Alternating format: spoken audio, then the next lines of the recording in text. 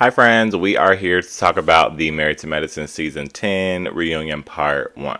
So let's just get started off because it's a lot, child. First of all, I did not understand the photos of Dr. Heavenly and Dr. Damon's photos that Sweet Tea was spreading around backstage. I didn't really even get a good look at the messages. I wish that we got some more context into that, but maybe we'll talk about it later. I don't know.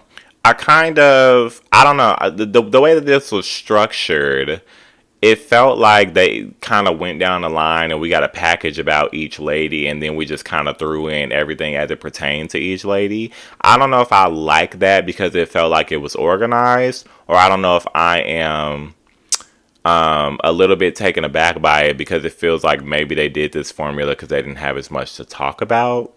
I don't know, but we'll see. Let's start off with a package about Phaedra, which is interesting because ain't nothing to talk about as it pertains to Phaedra, but okay.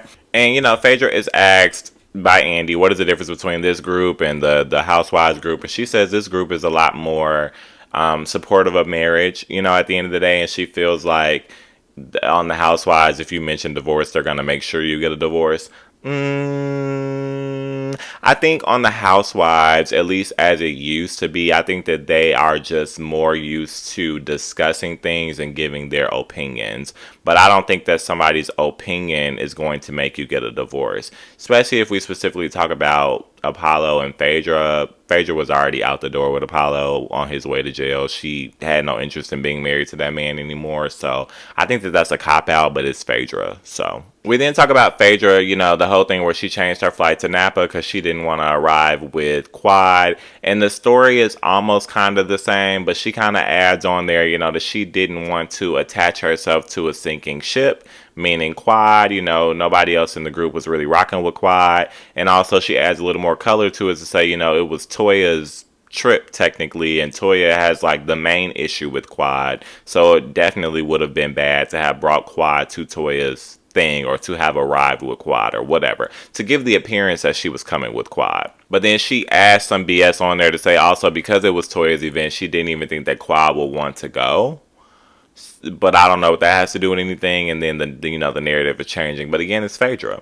And I like that Quad. I really enjoyed Quad's input on everything in this episode, but we'll get there as we go. But I like that Quad tapped in and said, well, it feels like, and it was said very calmly, it feels like, I loved her approach in this episode as well. We'll talk about that. She said it feels like Phaedra was just going along to get along, meaning that she was just going to do whatever the group wanted her to do, so that she's not on the wrong side of history. Simone being Simone, wanting to be heard and be in the mix, and just wanting, let's be honest up front, just wanting to be adverse to Quad, just wanting to argue with Quad, as we saw the entire episode tirelessly. She's like, what's wrong with going along to get along? Well, let's tell you. When you're Phaedra and you don't even belong in this group, and the person that you came into this group knowing is Quad, if you're going to go along to get along with the group and their mean girl antics to ice somebody out, that's some weird behavior. So that's what's wrong with the Simone. So please sit back and shut up. We then start talking about the whole thing, which I found to be pretty interesting. I think that we found the middle of what really happened here.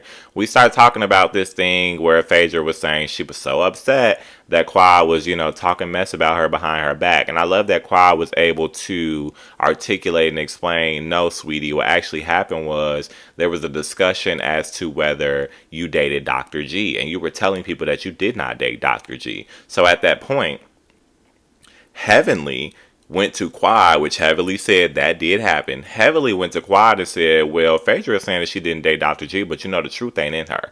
So that conversation was started by Heavenly, and all Quad said was, well, Dr. G told me personally that they did date. So then they had Kiki's back and forth back then. Now, Heavenly still says afterwards that, basically Quad was dogging Phaedra out and she was reading her. But the context is they were both reading her in a conversation. It was both Heavenly and Quad. So I thought that it was weird that Heavenly, back when they were in Napa and they had that dinner before they kicked Quad off, they kind of used that as ammunition. And Heavenly was saying, like, well, you talked all this mess about Phaedra. You talked all this mess about Phaedra. But it's like, so did you, Heavenly. And I feel like that got lost in translation, right? Like, Quad was trying to explain that in Napa, but she wasn't really able to get her words out because everybody was ganging up against her, but it was both of them. So it kind of annoys me that semantics were able to get into the way, and confirmation biases were able to get in the way of that story. But, at least we do have the reunion and we were able to get some context to that. So I feel like that cleared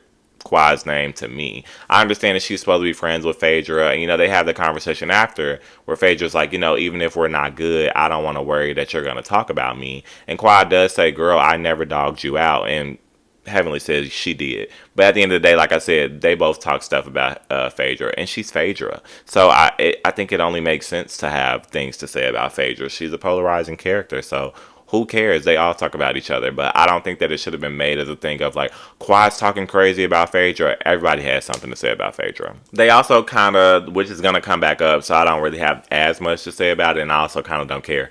But they're asking Phaedra more about this $400 a month thing with Dr. G. I guess trying to see if she's going to tell the truth. She's still denying it. And she says no matter what, whether she asks for it or not, she obviously didn't get it because he obviously did not have it, if that was the case. And then she also says their relationship wasn't an intimate thing, like it is what it is. Sweet Tea then jumps in and says, well, Dr. G told her that as well. So now it's Dr. Heavenly, Quad, and Sweet Tea saying that they heard this from Dr. G. And Heavenly is just saying basic, but then she still tries to refute Sweet Tea's point because she's beefing with her. And she's like, well, Sweet Tea thinks she knows everything, but clearly she does not. And she's alluding to the fact that Sweet Tea doesn't know everything about Dr. G. Whatever. But we kind of ended it out with the Heavenly and the Quad thing because, like I said, it became like a semantics thing about who talked about Phaedra when they both did. And Heavenly explains that she was upset because I guess Quad was the first one to go to Phaedra, allegedly, and pull that trigger and say, well, Heavenly was talking about you. And I think that instance where Heavenly is alluding to it is where it happened, when it happened in Napa. We all saw that happen. But that was in response to them ganging up on her. And she's like, y'all are trying to take the side of Phaedra, and y'all are supporting Phaedra, not trying to go down with a sinking ship. But everybody had mess to say about Phaedra. And I guess that's what Heavenly is alleging really hurt her. And she's like, you shouldn't have gone to her and told her that I was talking mess about her, even though Heavenly admittedly was talking mess about her. And seemingly Heavenly doesn't care when people know that she talks mess. So I don't know. To me, it just seems like they're fishing to have an issue with Quad. And then in response to Quad having brought that to the light, saying, girl, will you talk mess about Phaedra? That's when Heavenly responded, was like, well, no, actually, you talk mess about Phaedra. So it's all, once we get all the details of it, it's extremely childish. We're now on to the package about Toya, and the main thing that they start off talking about is this relationship between she and Eugene, which I explained. I don't mind that storyline because I think it's nice to see those dynamics. I think Andy asked some really great questions because they first talk about, I don't remember who was kind of in on that conversation with them, but I think it was Simone. And they're talking about, basically, like Eugene said, whenever he does stuff for Toya, she always challenges it. And Toya says that's always been their dynamic, which sounds not good to me, but hey, they are still married. But she basically says even when they were dating, she would challenge even the brand of tequila that he would drink and the stuff that he would do. So that's always been their dynamic. So I guess she's using that to say she doesn't feel like there's a problem with it. But I mean, there definitely is. I would hope, and I wish that somebody would have challenged that a little bit more, but I would hope that Toya would do some reflecting and realize that that doesn't mean that it's okay. And I don't think that it requires much reflecting because all she has to do is watch the show or maybe listen to her husband when he's sitting right next to her in the confessional saying it's very difficult to be married to Toya. So I don't know how she can sit here and say it's not an issue when Dr. Eugene said it was an issue. But okay.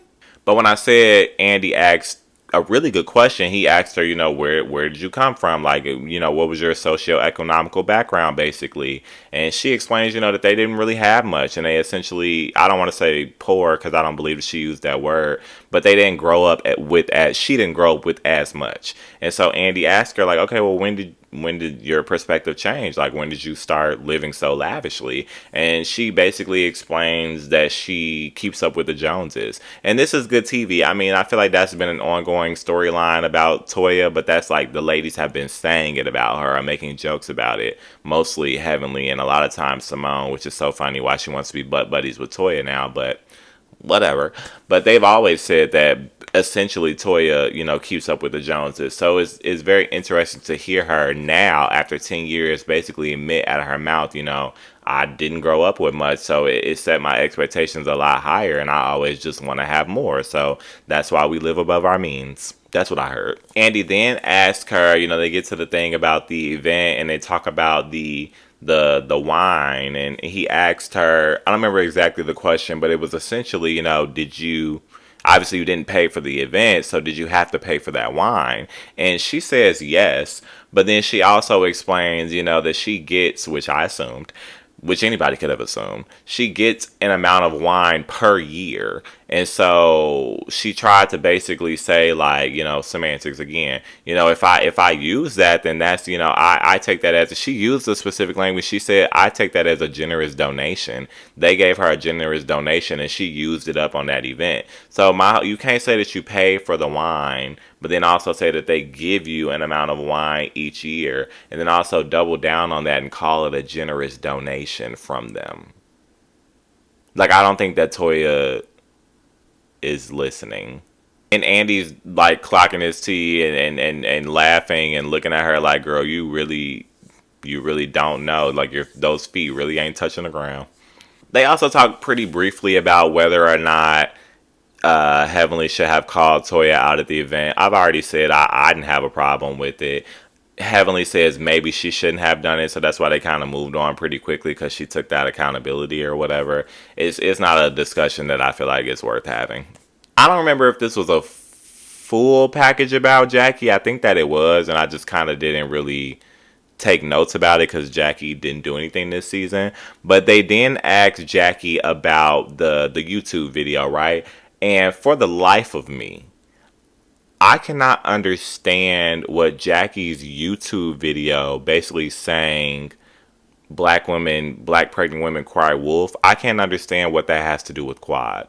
So Andy asks her about the video. She gets emotional immediately, and I'm like, and I couldn't understand until after I watched it what the disconnect was, but we'll talk about it after I explain what happened. She gets emotional immediately. She starts talking about how it has such a large effect on her because of the views and the questions about her character. We then start hearing from the ladies talking about and defending Jackie's character. We hear more about Jackie defending Jackie's character. And then Jackie goes down the line and explains what every lady did to support her, except for Quad. And I'm like, now how the hell did we get here?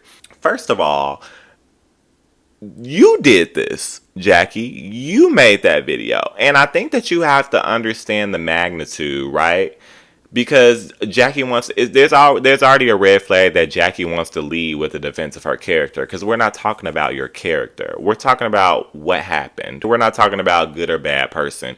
Will that come into play? Yeah, I'm sure, because it did, because that's something weird for you to do. And then it's like, is she weird? So yeah, your character comes into play, but that's not the primary thing. You have to think about the fact that you came on this season talking about nothing, but then your storyline that you kind of ribboned in there was this mortality rate for black women. Okay, fine. That's great to talk about. Not all season, but that's great to talk about. And then you have to think about, at the same time, this video comes out where you're saying that black pregnant women cry wolf.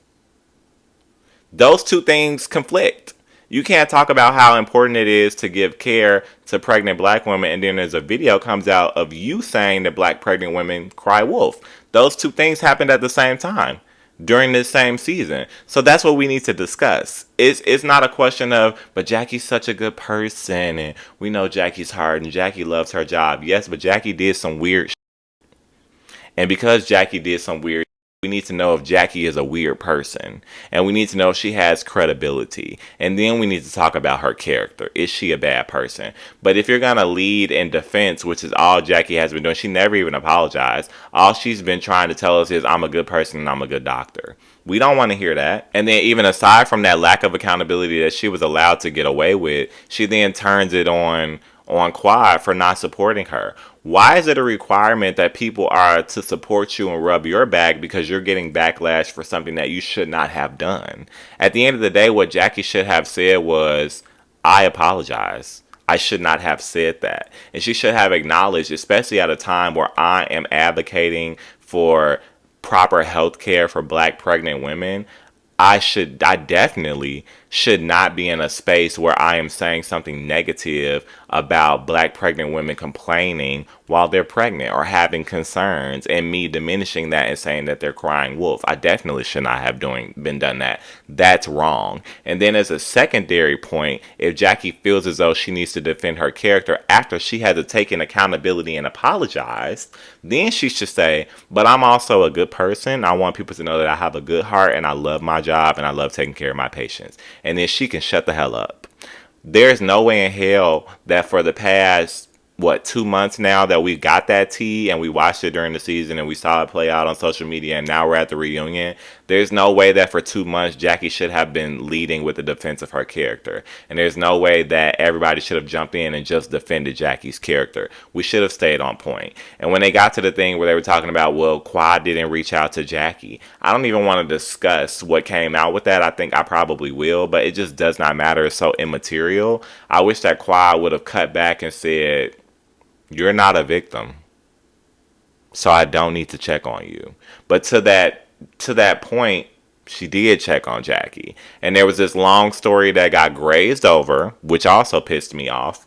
Because essentially, which was so insane that it even got turned into that, there was this belief amongst the group. I had never even heard this. I hadn't even considered it. So maybe my ear is not to the street like I thought.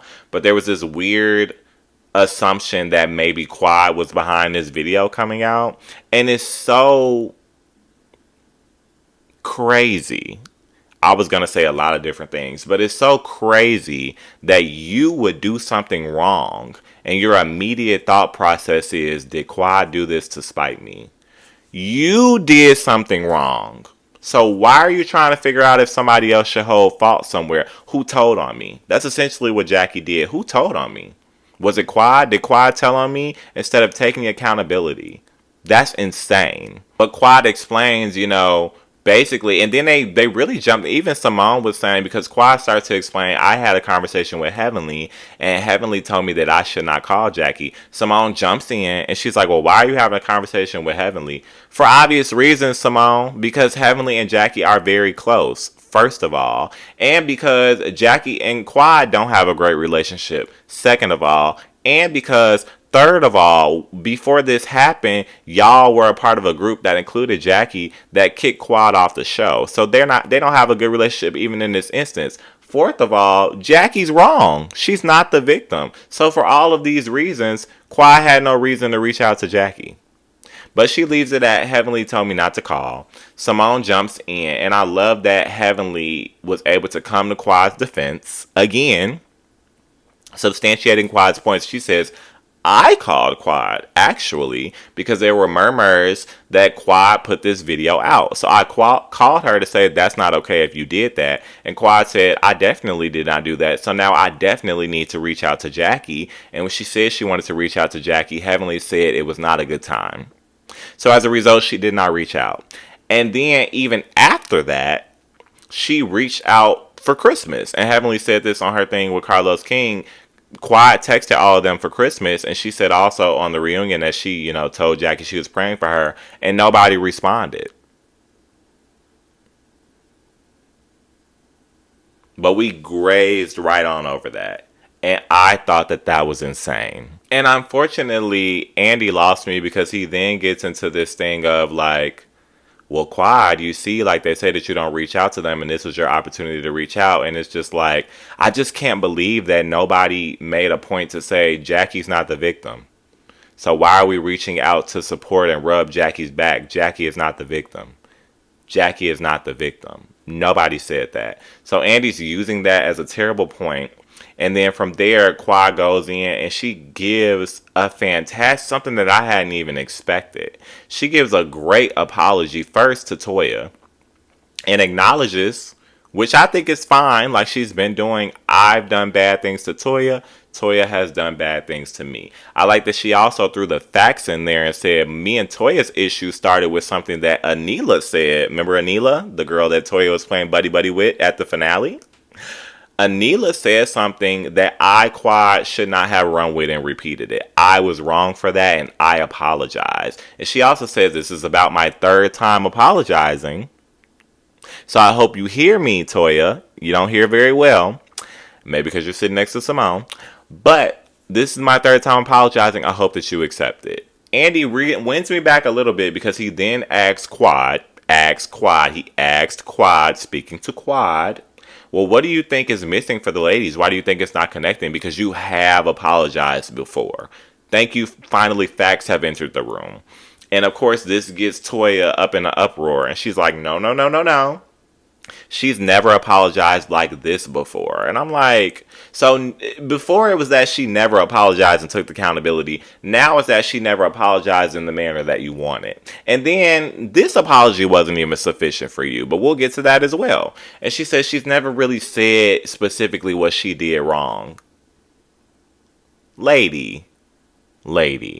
And then honestly, you're just blowing smoke for no reason, Toya, because then Andy asks you, like, okay, so how do you feel about the apology? You have it now. Like, how do you feel? Well, I think that is convenient now, but girl, like, go all the way to hell. At this point, you have to realize that it's just a bunch of BS as it pertains to how these ladies feel about Quad. Because now she's being overly apologetic. She's being calm. She's not yelling. She's not screaming. She's apologized to Toya. She's about to apologize to Simone. She apologizes, or at least succumbs to the pressure of the whole Jackie bullshit. So I'm really wondering at this point, like, well, A, what are we going to do with the next two parts of this reunion? And then B, where do we go now that they can't really poke at Quad anymore? She's already apologized for everything. And Heavenly is sitting here substantiating everything that she says. What are we going to do now? And Quad even says, like, I'm apologizing and, like, everybody else's apologies get accepted super fast and mine do not. Like, I don't understand that. And Toya says, because you lie. So I'm like, here's the finish line moving again. And she brings up this point that, Quad said vehemently that she went on the Napa trip because she wanted to support Toya. But then when she was there, she was, like, popping her or whatever. And she said, I'm just here for my check.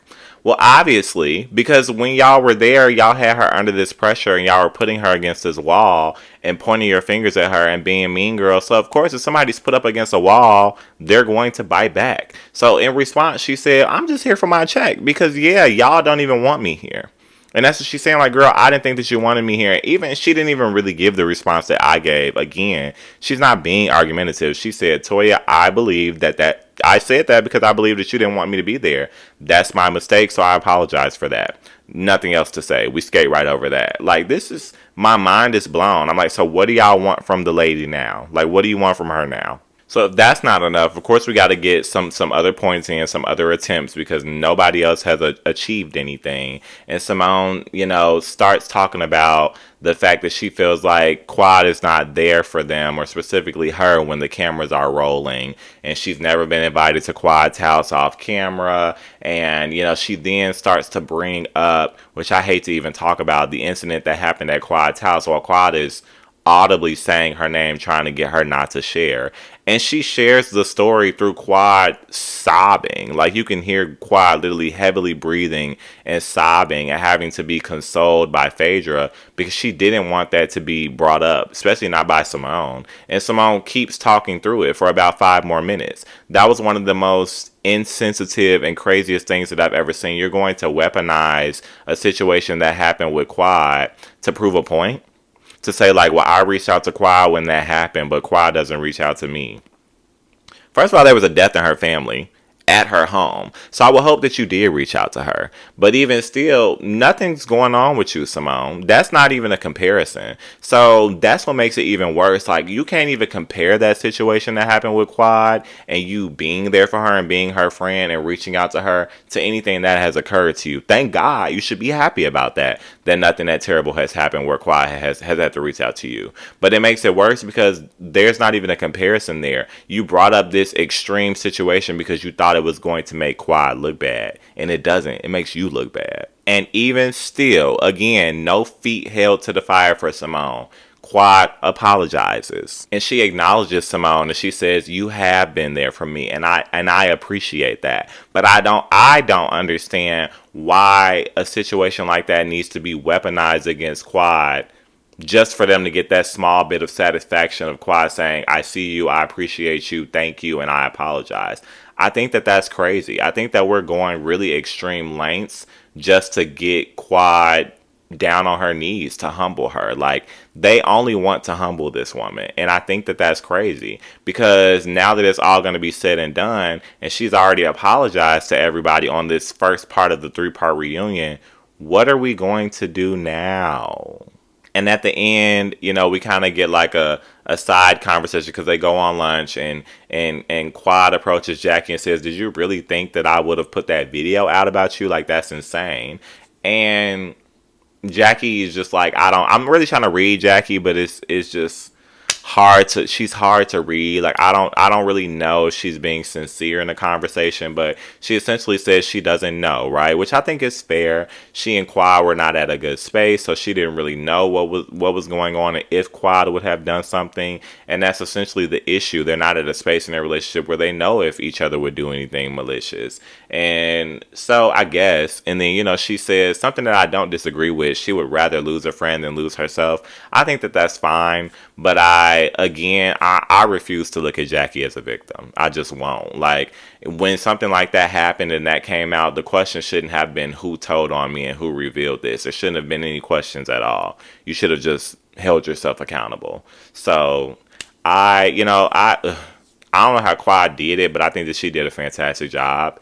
And I think that these ladies just look even worse. And I think that the general public knows that as well because this was trending forever yesterday into the early hours of the morning. And Potomac, I didn't even see that on the list, honey. So I don't know what to say about these ladies, but I can't even say if I enjoyed it or not. I think, the conversations had were interesting, and it was interesting to see because Quad could have come in and fumbled because Quad can tend to be a lot, but her approach was fantastic. And I think that everything she said was substantiated by Heavenly, and she was apologetic and she was acknowledging things. So now, again, now what? So we're gonna see, and I will see y'all in the next part.